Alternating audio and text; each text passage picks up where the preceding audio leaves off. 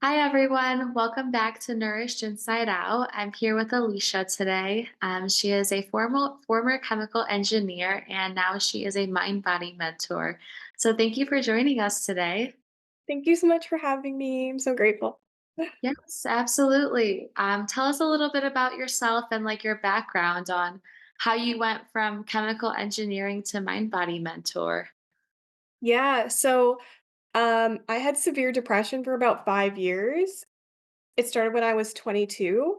And At first, I didn't know what was happening, at all. And I just thought it was because I was graduating and maybe I didn't have the same purpose in my life anymore. And I'd also started taking birth control. So I thought maybe it's just a hormonal thing. I didn't understand anything then that I know now.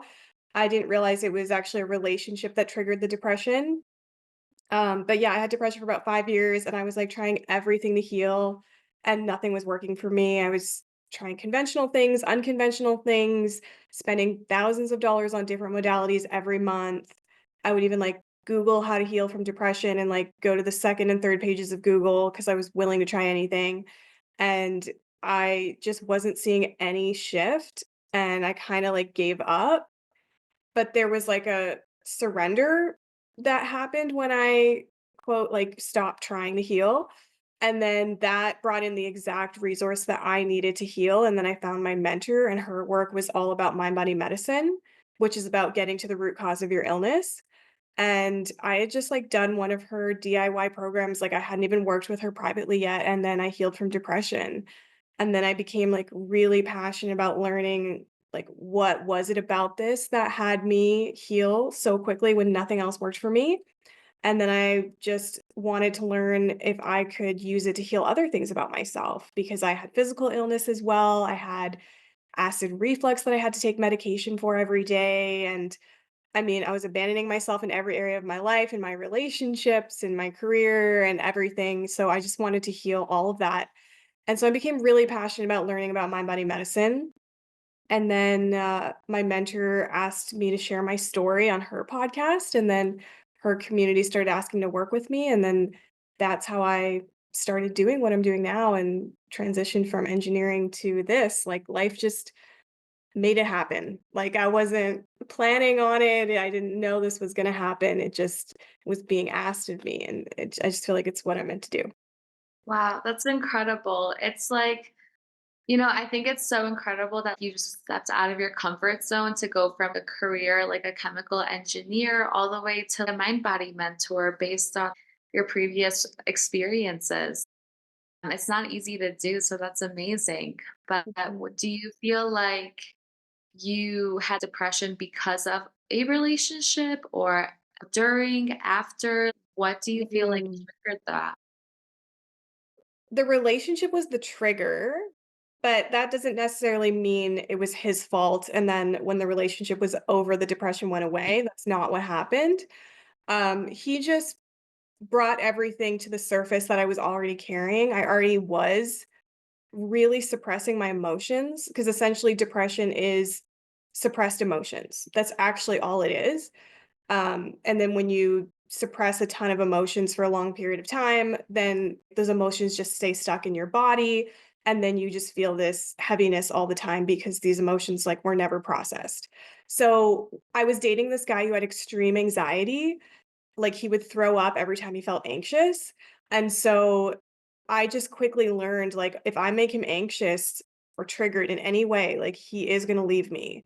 And he did. He would leave and come back, leave and come back, and I just kind of quickly realized I need to suppress my emotions because it triggers him and then he leaves me. So then I just suppressed everything I was feeling to a whole new level now. I was always suppressing my emotions because I was so sensitive and I feel like I couldn't handle it. So my whole life, I think I was suppressing my emotions.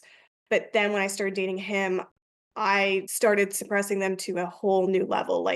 Don't even show at all that you're upset because he's gonna he's gonna leave. So just try to make it fun and happy and all about sex, and he'll never want to leave. And so that really triggered the depression for me. And after we broke up, the depression didn't go away because all those emotions were now on the surface. and needed to be processed. So it wasn't really like his fault. It's just he was the mirror reflection, and if anything was like a gift that he showed up in my life and had me realize how much I was abandoning myself and suppressing my emotions when that's my gift. I'm very sensitive, and it's actually a gift to be that sensitive and intuitive and aware.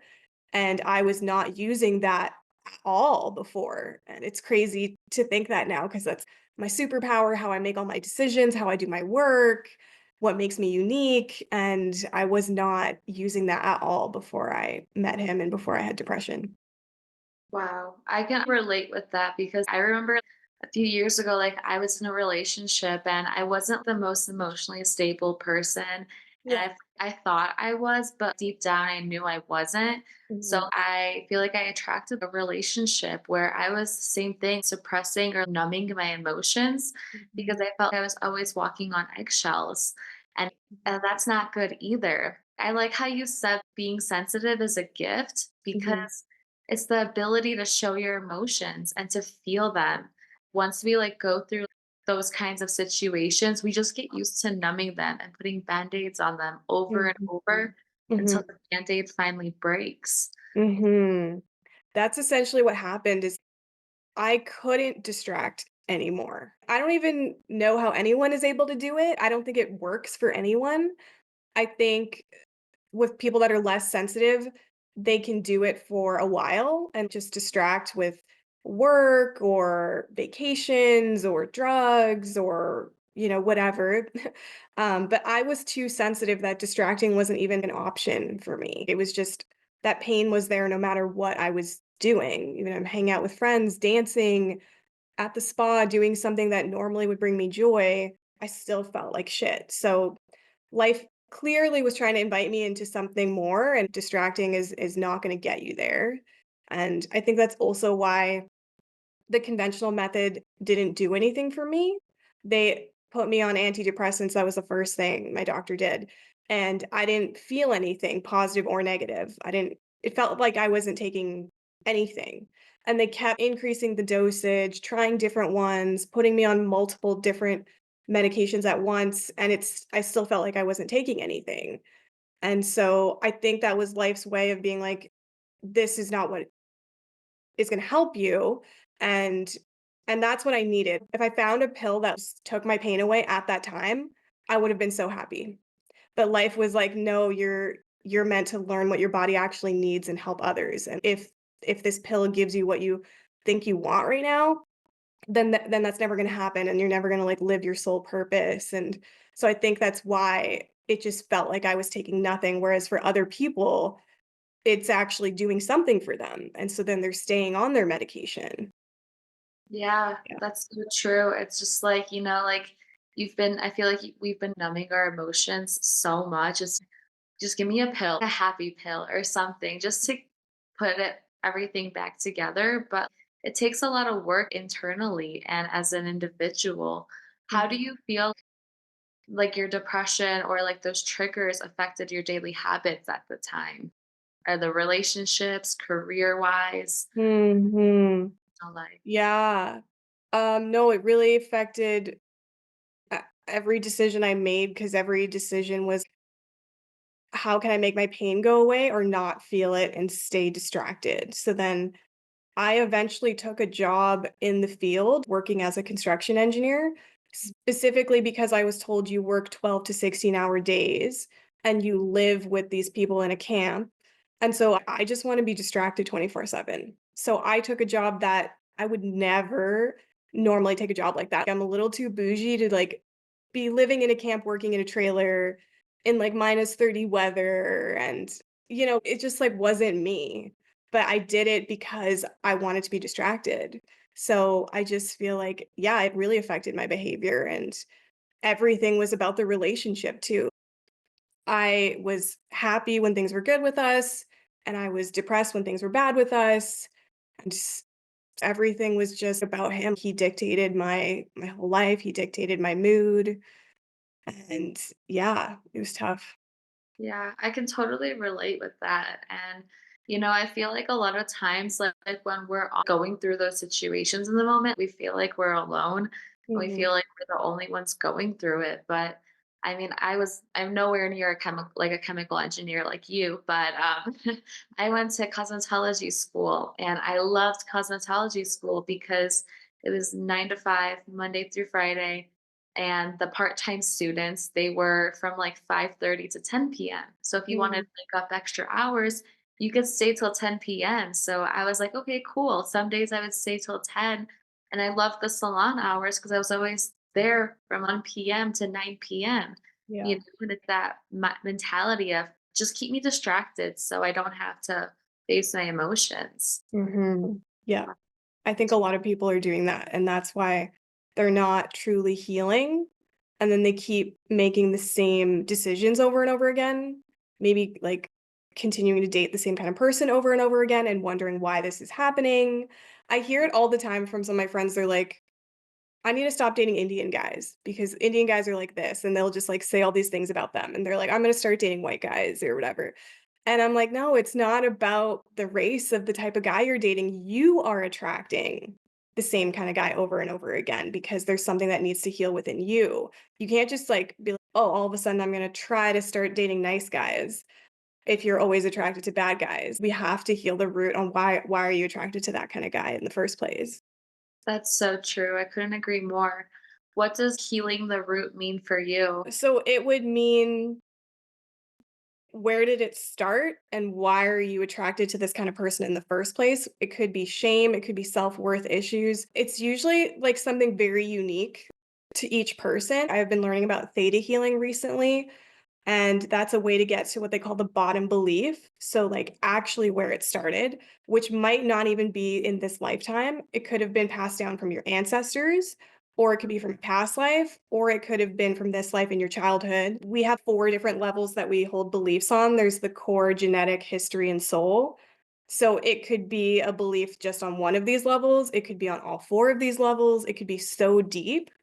And for me, one of the beliefs I was carrying was that if I honor myself, I'm being selfish. So when I would even try to honor myself, like if I noticed I was dating a guy that was not treating me the way that I think I deserved, and so I tried to honor myself and like stop talking to him, stop seeing him, I felt worse. I felt like shit. I didn't feel good that I'm like doing this loving thing for myself. I felt worse.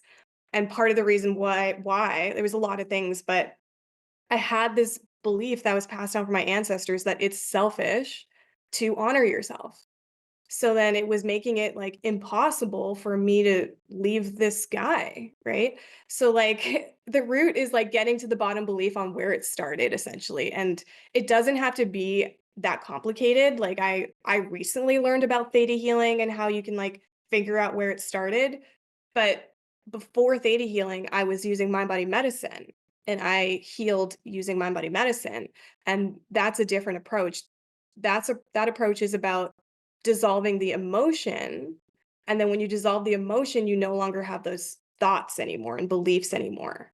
So, for example, if you're carrying shame, which is the lowest emotion that a human being can feel, apparently, on the human scale of consciousness, it's the lowest emotion. So if you're carrying shame and you think you're not deserving of love or you're not worthy of it and you judge yourself and you judge other people, you're going to have certain thoughts and beliefs that are just really negative about yourself and other people. But when you dissolve the energy of shame, you no longer have judgmental thoughts about yourself and other people. So it's kind of the opposite of theta healing. That's why I like to actually put the two together. So that's what I would say is getting to the root. You're clearing the emotions and the beliefs wherever they came from that have you attracted to that kind of person in the first place. Wow, I love that. Yeah, a lot of times our trauma can start as early as a child, and we're Mhm. like carrying this trauma with us that like we don't always realize. Mm, Because, for example, I felt like the same thing though with you. It's like feeling shameful or like selfish for putting myself first. mhm, Like the guy that I was with, like in the past, it's like if I like put myself first, he would just like go off of how I'm selfish or how I don't mm, care about others. And I Mm. think that's a really heavy emotion to carry with you because it can weigh you down and weigh others down. Mhm. Yeah. If you can't fill your cup, how can you fill others? So I like how you said that. Yeah. And something that's important to note is like a lot of people get caught up in, well, I don't remember when it started. How am I supposed to know when it started? And you actually don't need to know that because you're carrying it in the now. And it's Mhm. coming up now every time you know, date someone like that and then they trigger you. And sometimes you don't even need to date anyone to feel those emotions. Your family might bring it up for you, your work might bring it up for you. So if you're actually welcoming every single trigger in the now, you can clear that energy now, even if it's from the past, even if it's from childhood, even if it's from your past life. It doesn't actually matter where it's from because you're carrying it in the now so you can process it in the now. So you don't have to like get caught up on like where did it start? Because when I was trying different modalities that weren't working for me in the past, like hypnosis, for example, they would try to get me to remember where it started, and I couldn't remember. Like, no matter how deep of a state they got me into, I couldn't remember, and I found it extremely frustrating, and then I remember, like, reaching out to my nanny and trying to be like, "Hey, do you remember anything about my childhood, about potentially why I'm like this?" And she didn't answer me, but I got really caught up in trying to figure out why and analyze why and where it started, and that isn't actually needed. It can be more simple than that. Wow. Wow. Yeah, that's so true though. It's like we're in the now. So it's like I think we just us as humans just need to be more aware of like our emotional triggers and the people around us. Sometimes like I notice I'm not in the right room if people start to give me like stress or they start to give me anxiety. I'm like, I know I need to remove myself because I don't need that. So it's Mm, so important to also be like aware of like your surroundings because you like your peace is the most valuable thing that you can carry, and it's like why sacrifice your peace for somebody else if they're not willing to bring more. yeah, yeah. And also, like sometimes I think people will find it hard and easier said than done to be like, I'm just not going to hang out with these people anymore, these toxic people or these people that I know cause me stress or trigger me or whatever, because the people that show up in your life are the closest reflection to you. So they are trying to show you something about yourself. So Mhm. instead of just rejecting it or rejecting them, I always welcome what they're bringing up in me, and then when I'm less triggered, I can make a clear decision on, do I wanna stop talking to this person? Am I ready to stop talking to this person?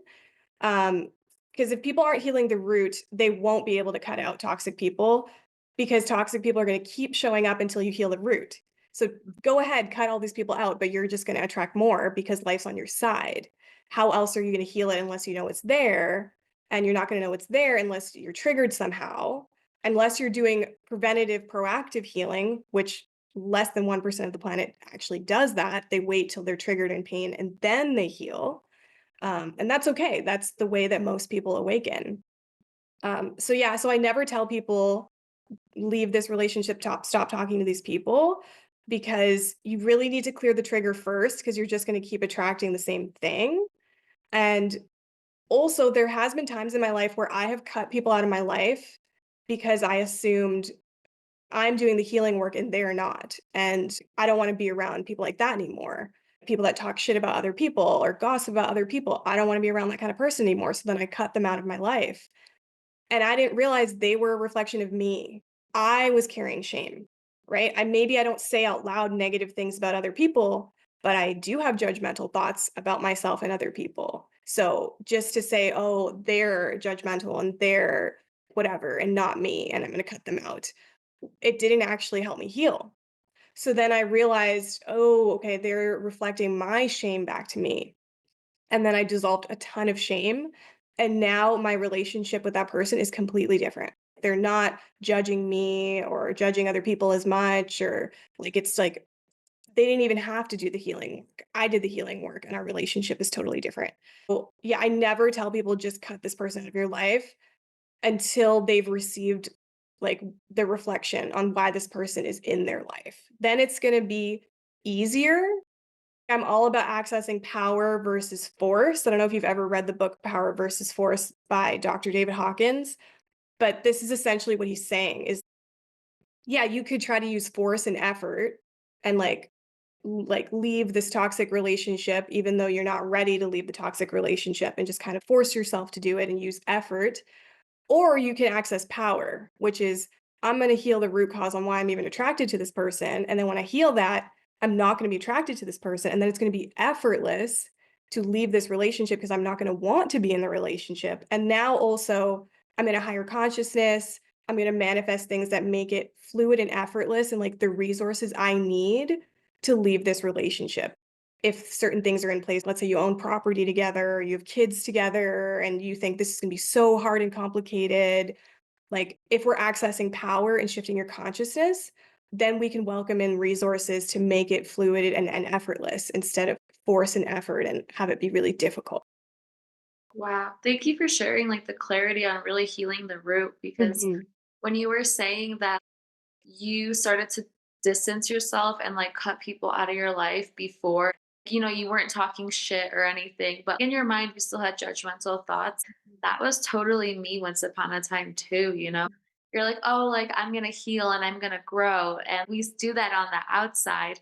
But internally, are we really? I feel like it's just kind of another emotion of like, thinking you're better than the other people because you're taking the time to Yeah. heal. But are you if you're not getting to the root? And that was just so powerful, beautifully said. Yeah. And I know somebody has to want to do it. If somebody wants to heal and heal the root, like they Mhm. have to want to. Mhm. I was in my toxic relationship for at least 3 years. And it wasn't until the last 3 months where I was really like, okay, like this is what I want to do. I Yeah. don't know what it's going to look like, but we're going to figure it out. And that's when I really started to dive into healing and how to leave because Yeah. change. People like getting their hair done, people like getting a new car, but they don't like forced change. Mhm, yeah, and if someone had asked or told you, "Hey, I think you should leave this relationship," before you were ready, because you said it was in those last, like, 3 months that you were like, "I'm ready." But if you had I don't know if you did you ever tell your friends and family about what was going on in the relationship, and did anyone ever tell you, like, "What are you doing? You should leave this relationship," or Well, that's the thing. It's like nobody supported it, but I was just like so stuck in my ways. I was like, Mhm, "Oh, it'll be fine. We'll figure it out. It'll be fine." But yeah, everyone around me was like, "What are you doing?" yeah, yeah. So I didn't leave until I had enough. Exactly, yeah, and I find everyone is so quick to judge and be like, "Why are you in this relationship? Just leave. How bad does it need to get before you leave?" But we need to have the cellular experience to like learn the lesson that why did this show up before we're ready. And the way that my mentor used to word it was if you have like a kid that's learning how to walk and like they're about to walk into like a sharp edge on the edge of a table or something, and if you try to pull them away from the table because you're worried that they're going to hurt themselves, now they didn't learn, and so, like, eventually they're gonna learn, don't walk into sharp edges, but if you had just let them walk into the sharp edge, they would have now had a cellular experience and learned, "Okay, that was painful, I'm never going to do that again, and now I'm gonna be more self-aware." They actually had the experience and they learned it themselves.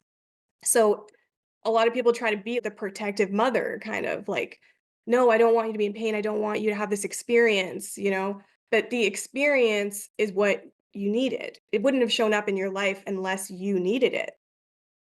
Yes, it's the tough times and the challenges. We need them.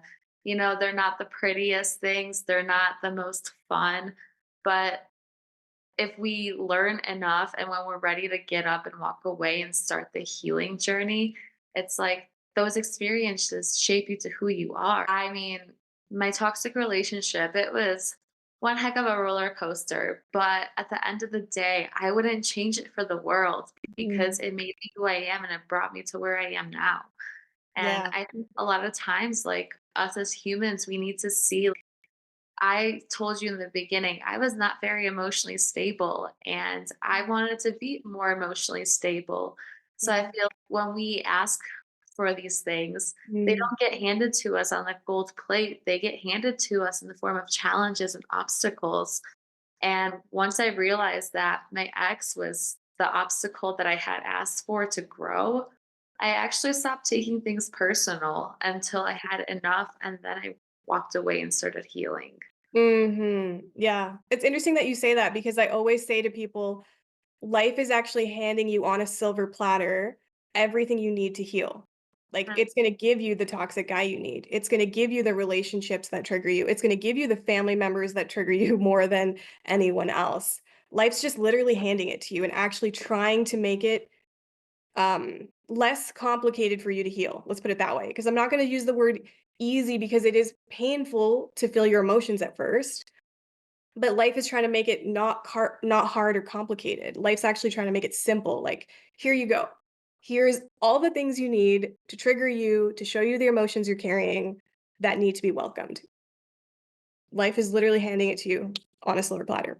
Absolutely. I know like a lot of times, like when I would like talk with friends about this in the past, they would always say, no, I don't want to leave my like toxic relationship or whatever because I'm scared of being alone. What Mm. is like your perspective on that? Because I have both sides. I think the road less traveled is one thing, but being alone is another. So what's like your take on that? Yeah, so if someone's afraid of being alone, then I would say that person doesn't love their own company and love themselves unconditionally, that they're afraid to be alone and so they feel like they need constant validation from other people or constantly need to be around other people because they're not truly happy within. Because your natural state actually is unconditional peace, joy, and love. That's your natural state, meaning like if you dissolve the other emotions that you're carrying that aren't peace, joy, and love, what you're gonna feel underneath is peace, joy, and love. So let me give you an example. So let's say you're carrying a bunch of fear, and then you actually welcome the fear and dissolve the fear. You're going to feel peace. You didn't have to force yourself to feel peace. You literally just felt peace when you were no longer feeling fear. And when you dissolve shame, you're gonna naturally feel more love for yourself. Like, you didn't have to force yourself to start loving yourself. You just naturally felt love for yourself when you dissolved the shame. So, it's actually your natural state. You're not meant to be in, like, discomfort when you're alone. Even if you're an extroverted person, maybe you spend more time with people than an introverted person, but, um, I get really caught up in the introverted extroverted thing because at the end of the day, you are meant to feel peace, joy, and love on your own, and then other people can add to it and make you feel even more peace, more joy, more love. And yeah, connection is definitely very important and something that every person still needs. But if you feel like you need it in order to then feel happy, that's where something needs to be healed. And I had the same thing. I stayed in a relationship with a guy for 3 years that I stopped being attracted to after 2 months and I still stayed in the relationship, like, I literally didn't want him to kiss me, didn't want him to touch me, and I stayed with him for 3 years because I was afraid to be alone, because I wasn't close with my family, and I didn't have a lot of close friends because dating him, he was so jealous that I kind of isolated myself from my friends, very common in toxic relationships. He didn't like that most of my friends were guys because I was in engineering, so obviously I'm surrounded by guys all the time, there's barely any girls in engineering. And so he didn't want me hanging out with them. So then I stopped hanging out with a lot of my friends. And then what that did was leave me with no close friends, wasn't close with my family, had no one. So then I stayed in this relationship that I didn't even want to be in. I totally have compassion for people that aren't ready yet. And it's okay. You can take your time and welcome your emotions, process your emotions, and there will be a point where you will be ready and you're gonna want to leave the relationship. Wow, well said. Beautifully said. Because I can, like, I don't know, I feel like I can relate with so many things that you're saying because same thing. After 2, 3 months, I really didn't care for the guy. But at the end of the day, we stay so long Mm. because of all this fear, all this shame, or fear of being alone. What Mhm. I totally agree. And You know, you can't tell someone to leave a relationship because they're never going to listen until they're ready. Mhm. Like saying, "Hey, Alicia, you should start running or start running a marathon." And if I'm telling you to, it's you're not going to want to. So Yeah, yeah. it's the same thing with a relationship. Yeah. What are some things that helped you be more comfortable with yourself? Oh, I would say going into the feeling of emptiness, actually bringing more awareness when I felt the emptiness rather than trying to fill it up. So I actually did this thing for 100 days. I presenced myself for an hour a day. So I would set a whole hour. Sometimes I would split it up like 15 minutes here, 15 minutes there, but I would spend at least an hour a day just giving loving presence to myself for 100 days. And the reasoning was to send like a new message to my body that you deserve my loving attention no matter what. No matter what you did today, no matter what you look like, even if you accomplished nothing, didn't put on any makeup, anything, you're still receiving love every single day because you deserve it unconditionally. That was like the message I was trying to give to my body. And then also, what it had me do was welcome the emptiness because I noticed that at first I didn't want to sit there and presence myself for an hour. I'm like, this is uncomfortable. I just wanna go do something else, like watch TV or something. Um, so it had me welcome the discomfort with it, and why don't I want to spend time with myself? Because there's emotions I don't wanna feel. So then those emotions would come up when I would, like, feel the emptiness, 'cause emptiness isn't even an emotion.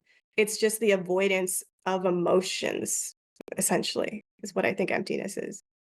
That makes sense because I remember like going like through those empty emotions. It's not really like empty emotions, it's just avoidance. And I like how you said that because I remember like when I was in my toxic relationship, I was always smoking weed. Honestly, you Mhm. couldn't find a day for me without smoking weed because I Mm. was always avoiding the feelings, Yeah, avoiding the conversations with him, everything. And I feel it wasn't until when I left, I felt I didn't need it anymore. People, yeah, they're like, "So how did your body react after?" And I'm like, "Great, I didn't need it. I felt all the weight fall off my shoulders." I yeah. think that's like a way of how people avoid as well. That's actually a really good point because, weed actually operates at 350 on the human scale of consciousness. If you know what the human scale of consciousness is, it's just a scale of emotions that human beings feel, and it goes shame, guilt, fear, apathy, anger, and then courage, acceptance, love, joy, peace. That's generally what the order is. And weed operates at 350. So what that means is if you're carrying emotions that are under 350, so fear, shame, guilt, you're actually going to feel temporarily better when you smoke weed. But what we're aiming for is your natural state, which is love, joy, and peace, which is above 350. It's 500 on the human scale of consciousness. So people that actually already are feeling unconditional joy, love, and peace, and then they go to smoke weed, they're actually going to feel worse. They're not going to feel better. If we're aiming for true peace and true joy, weed is not going to get you there. And so I have compassion for people that go to that because it would make sense why you want it because it is going to make you feel a little bit better than fear. It's going to make you feel a little bit better than shame temporarily. It didn't heal anything, but it's like a temporary hit. So obviously, compassion for anyone that immediately wants that feeling, right? But it's for people that are asking for true healing, then that wouldn't be it. Completely agree. I know it's like every time like I would come home from work, that was like the first thing that I would do. And I just wanted to go to bed. I don't know about you, but like when I was like in that relationship, I just wanted to sleep all the time. So like that's another reason why I would smoke so much because I just like go to sleep. I don't want to deal with it. How Oh.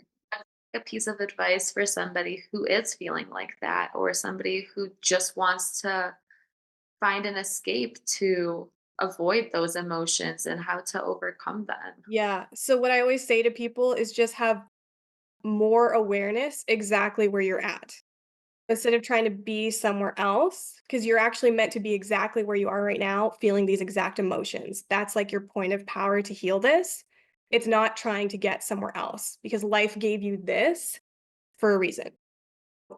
Bring more awareness to what you're already doing. So just, okay, I notice that I'm smoking weed because I don't want to feel what I'm feeling or I just want to go to bed and numb out. I notice I'm doing this and I have compassion for why I'm doing this. That's it. Awareness and compassion on top of that would be even better. If you're not able to access compassion, just pure awareness. Pure awareness means I notice what I'm doing without trying to change it, judge it, make it go away. So you can do that maybe with curiosity. Oh, I wonder why I feel like smoking weed right now. Or like there's a lot of different ways you can bring pure awareness. You could even just rate how you feel on a scale of 1 to 10 right before you go to smoke weed or do some sort of quote bad habit. Just rate how you feel on a scale of 1 to 10 right before you do it. And you don't need to do anything with that information. The only reason that we're rating it is to get you to be more aware. Like when you drop into your body and you're like, "Oh, I guess I feel like a 2 right now." That was you bringing awareness to what you were feeling instead of resisting it for even 10 seconds. So now your body can process the emotions because you're not in resistance. Your body already knows how to process emotions. It's only when we resist it, then we contract and then they stay stuck. So literally just more awareness, pure awareness. And then on top of that, if you can add compassion for why you're doing these things, you'll heal even faster. Like, I love you no matter what choice you're making. I love you even though you're doing this to distract, or I have so much compassion for you on why you're doing this. No wonder you would be doing this. You're in so much pain. Of course, you would want to numb out. Like, it can be pretty easy to access understanding and compassion if you try. That makes so much sense. I think that it's so important to just be aware. Like, there's so many distractions these days, Mhm. whether it's doing recreational drugs or binge watching TV or constantly going out. There's so many distractions. I feel like something that I've learned is just taking that road less traveled, which is also falling in love with yourself and being comfortable with who you are, is really going to place you on where you want to go and who you're meant to be because it's Yeah. more mental clarity and more mental awareness. So I completely agree with that. Yeah, and I actually was taking myself out on dates for a while because my Mhm. mentor suggested that I did that to fall in love with spending time with myself. And I noticed that at first when I did it, I was very uncomfortable. I just would go on my phone at the restaurant. I just didn't want to be with myself. But then eventually I started to actually like really enjoy it.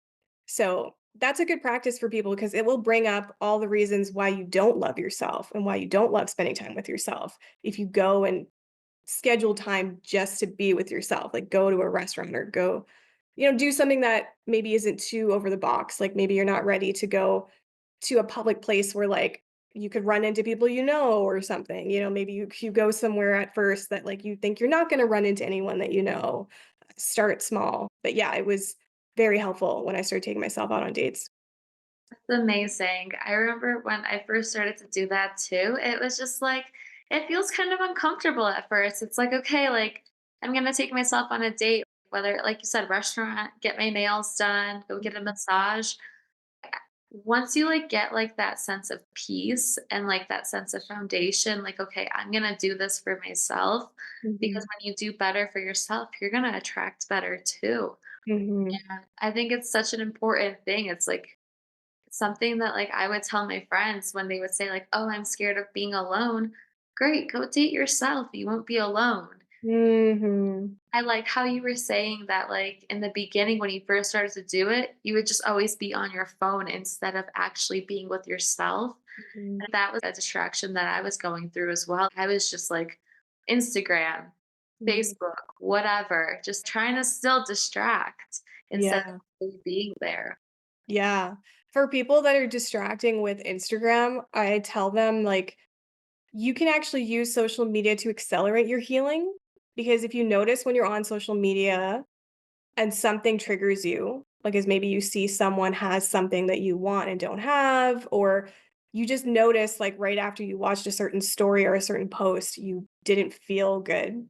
So if you just like pause right then and there, as soon as you're triggered, sometimes you don't even remember like what you watched. You just know I'm triggered all of a sudden. I saw something that triggered me and made me like not feel good. So if you just pause right then and there, as soon as you're triggered, bring awareness to what you're feeling and where you feel it in your body. Start breathing more fully. Your body can start processing a lot of emotions, and you could actually heal even faster because you have so much exposure, if that makes sense. Like if you're at home by yourself all the time, there's less things to trigger you. So then you would actually heal slower unless you're again actively, proactively like having sessions and, trying to heal that way. But if you're just like not having a lot of exposure to triggers versus a lot of exposure to triggers and welcoming them, like this would actually accelerate your healing. So it doesn't have to be a bad thing. If you find yourself as someone who already is on social media all the time, might as well use it to your advantage and use it to accelerate your healing. And every time you're triggered, pause and bring awareness to what you're feeling. Completely agree. I think a life full of challenges, more like challenges and ups and downs, instead of a linear, is going to project you closer and more faster to where you want to be and who you want to be. Because the more aware you are of the triggers and the more you realize that the challenges are actually there for your favor and to give you what you've asked for, I think people will get a lot further to who they want to be and where they want to go. Completely Mhm, agree. mhm. What Yes. are some techniques or specific tools that have helped you to start with like healing the foundation? Yeah, so my go-to tool, my mentor calls it the instant elevation tool, and it's 3 steps. It's awareness, breath, and conscious choice. So awareness, we talked about it a little bit already. It's okay, as soon as I'm triggered, where do I actually feel it in my body? I normally feel it in my stomach, but it's different for everyone. Do you feel it in your heart, your chest? And then once you notice where you feel it, you can ask yourself different questions to bring more awareness to it. So on a scale of 1 to 10, how intense is this emotion right now? If 10 is I'm feeling a ton of fear and 1 is I'm only feeling a little bit of fear, where is it at? Or like what does this energy feel like? Is it like dense or is it kind of like fluttery? Does it have a texture, a size? Does it feel like a big lump in my stomach? Just noticing more about what you're feeling instead of less. The answer to this question means absolutely nothing. This is just a way to bring more awareness to what you're feeling. And now that I've been doing this forever, I actually don't need to ask myself those questions anymore. Totally skip the questions. I literally just go to where do I feel it in my body and I bring my awareness there. But I've been doing it for a while, so that's like enough for me. For someone who's new, the questions can be a great way to get you to bring more awareness when you really want to just jump out of your body and not feel what you're feeling, right? So that's the first step is awareness, and that's the most important step because then you're getting out of resistance and then your body can work as it's designed and process the emotions when you're not resisting them. And then the second step is breath, but it's conscious, slower breaths that are coming all the way down to your belly. So you're activating your parasympathetic nervous system state. That's your rest and digest state. And so the reason why this is important because if you're breathing shallow into your chest, that's your sympathetic nervous system state. That's your fight or flight response. And when you're in that state, your body doesn't have the energy to process your emotions because now your body is putting energy into excreting stress hormones. So it's going to be much harder for you to heal when you're breathing shallow into your chest. It's going to be much easier for you to heal when you're breathing into your belly. So if you like soften your shoulders, you really like slow down the inhale and the exhale around 5 seconds in and out.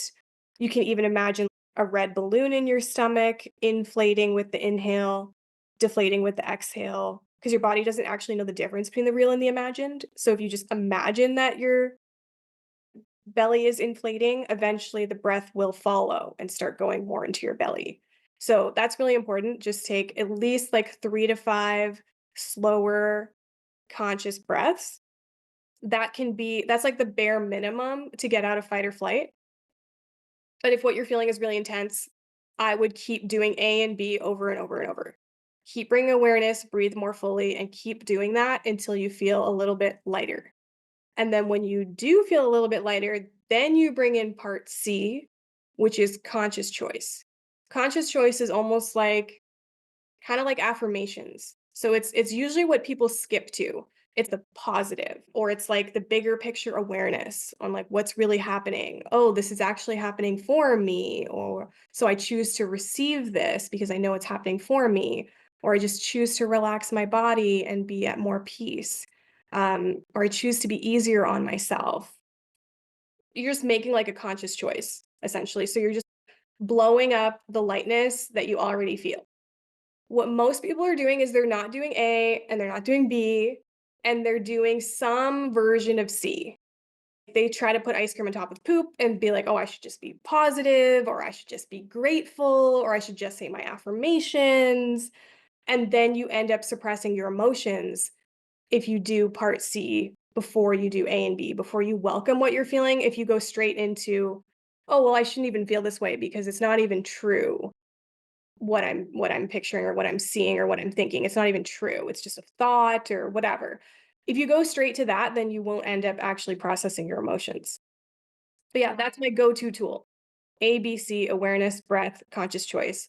I use it for everything, and that's what actually helped me heal from depression, dissolve a bunch of shame, fear. Like that was my go-to tool.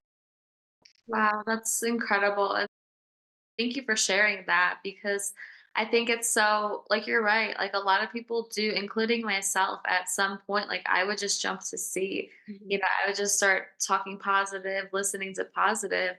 But it also starts with your breath and your awareness. Like, I mean, I guess I never really realized like how important awareness is, like Mhm. until I started to do like the breath work and to just be sober. Honestly, that was just for me. So Yeah. thank you for sharing that. That's absolutely incredible.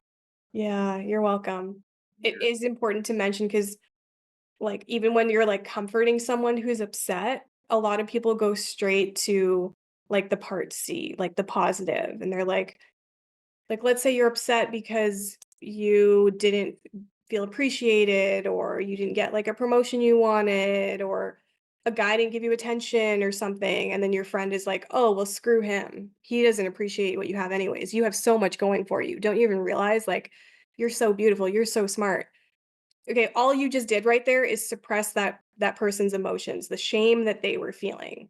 You just made them feel it temporarily less by making them feel good about themselves. Like, "Oh, you're so beautiful. Like, he's stupid. He's missing out." Like, that's not actually helping you process your emotions, but that's, like, everyone's go-to way of comforting their friends and family is just kinda, like, go to the positive. It actually would be, um, more powerful if you just, like, held space for them and you're like, "You know what?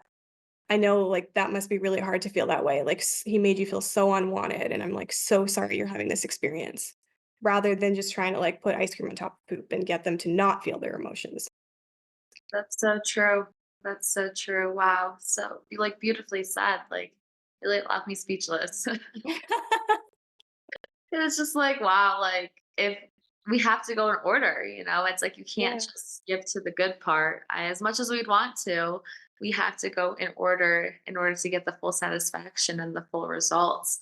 So I and completely then it'll be unconditional that way too, and not, like, temporary, like, you always have to shift your thoughts to positive ones to then feel better. That's effort, that's force, that's the hard way.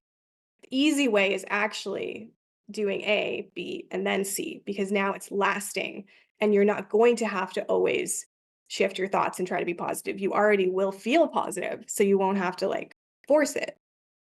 exactly. Wow, I love that. Thank you for sharing that. So where can everybody find you, stay connected with you, and support you? You can find me on my website, aliciakapani.com, or on Instagram at Alicia_Kapani. Those are like the two main places. If you sign up on my website for my newsletter, you'll get updates about everything. I have a group mentorship program coming up and a free workshop. And you can work with me privately. I have DIY courses. Like there's lots of options there. Or you could just use my free content, which is on Instagram and YouTube and Facebook, but mostly Instagram. That's amazing. Thank you so much. Everybody go support Alicia and stay in touch with her because she has incredible things coming her way. And with this mind body healing, it's incredible. So thank you so much for sharing today. Thanks so much for having me. This was fun.